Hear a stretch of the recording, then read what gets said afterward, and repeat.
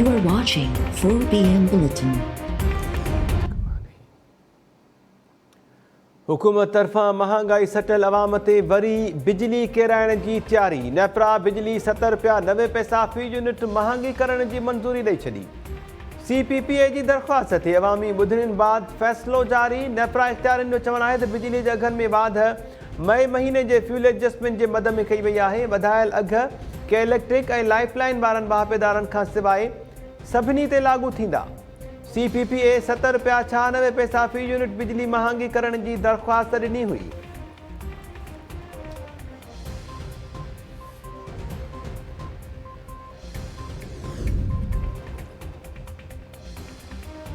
IMF सां मामला ठीक थियण वारा आहिनि। मईशत खे बारूदी सुरंगुनि जे ॼार मां कढी इस्तेहकाम ते आंदो अथऊं।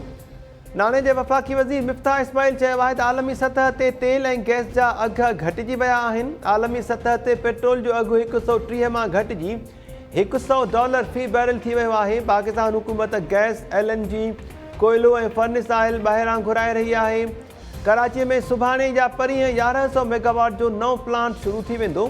प्लांट मां बिजली पैदा थियण सां कराची वासियुनि खे रिलीफ मिलंदो। इस्लामाबाद में प्रेस कॉन्फ्रेंस दौरान मिफ्ताह इस्माइल चयो त पंजाब में बिजलीअ ते सब्सिडी सूबाई हुकूमत जी बजट मां ॾिनी पई वञे।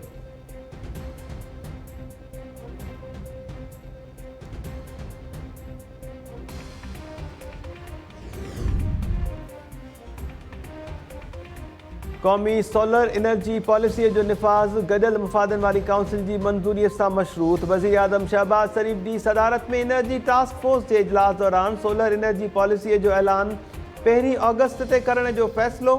वज़ीर आज़म हाउस ऐं वज़ीर आज़म ऑफिस खे महीने अंदरि सोलर एनर्जी ते मुंतक़िल कयो वेंदो।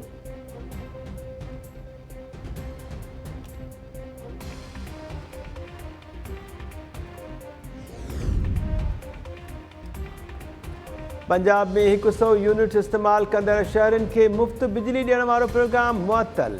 चीफ इलेक्शन कमिश्नर चयो आहे त सूबाई हुकूमत अॻियां वाज़िह कयूं था त ज़ाब्तनि जी भञकड़ी बर्दाश्त न कई वेंदी। चूंडुनि जे मौक़े ते कंहिं बि नए तरक़ियाती मनसूबे जो ऐलान नथो करे सघिजे। रोशन घर प्रोग्राम 17 जुलाई ताईं मुअत्तल कयो वियो आहे।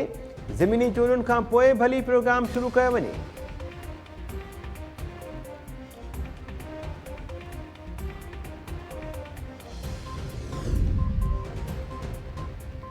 मुतहदा तरफ़ां बि पंजाब जियां सिंध में बिजली जे बिल्स ते अवाम खे रिलीफ ॾियण जो मुतालबो। मुतहदा अॻवान जावेद हनीफ़ ऐं ॿियनि कराची में गॾियल प्रेस कॉन्फ्रेंस कंदे चयो आहे त जेके माण्हू 100 खां 150 यूनिट्स बिजली इस्तेमालु कनि था, हुकूमत उन्हनि जे लाइ रिलीफ जो ऐलान करे।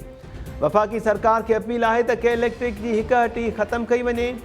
पीपल्स पार्टी सिंध में 15 सालनि खां हुकूमत करे रही आहे, तॾहिं बि सूबे जा मसइला ख़तमु थियण जो नालो ई नथा वठनि। बरसातुनि दौरान कराची सूधो ॿियनि इलाइक़नि जी सूरतहाल सभिनी जे अॻियां आहे।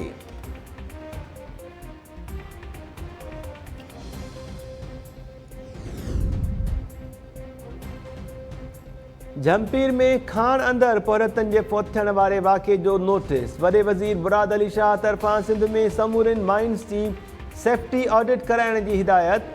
सिंध काबीना तरफ़ां जमपीर वाक़े ते अफ़सोस जो इज़हार। काबीना खे ब्रीफिंग में तवानाई जे वज़ीर इम्तियाज़ शेख चयो त निजी खाण मां 12 वरियनि जे नींगर सूधो 8 पौरतनि जा लाश कढिया विया आहिनि।